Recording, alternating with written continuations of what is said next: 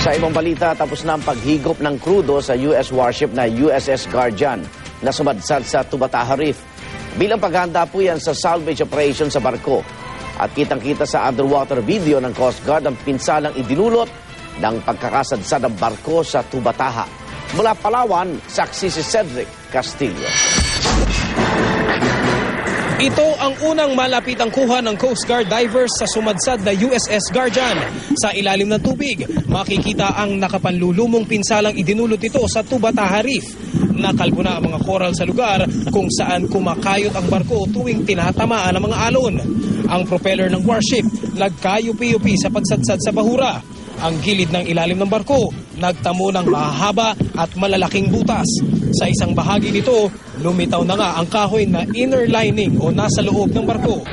Ang pagkasira ng bahura at ng barko may iwasan sana kung nakinig lang daw ang mga tauhan ng USS Guardian sa mga babala ng park rangers ng Tubataha Reefs National Park na makikita sa video na ito nang pumasok ang barkong pandigma ng Amerika sa protected area.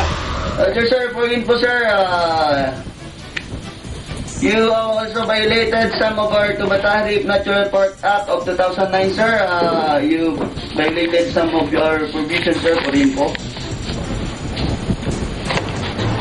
Rules and regulations protected area, ba?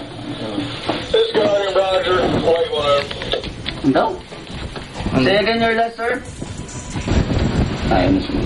This is Warship 5. Please stand by, over. Roger, sir, this is Ranger Station standing by. Kausapin niya niya. Kanina, sakay ng P-3 Orion Surveillance Aircraft ng Amerika, ininspeksyon ng Task Force Tubataha ang kondisyon ng barko. Sa ngayon, ayon sa US Navy, tapos na raw ang pagsipsip sa humigit kumulang 15,000 galon ng langis na nakaimbak sa loob ng barko. Completed na yung fuel transfer from USS Guardian to vessel Apollo.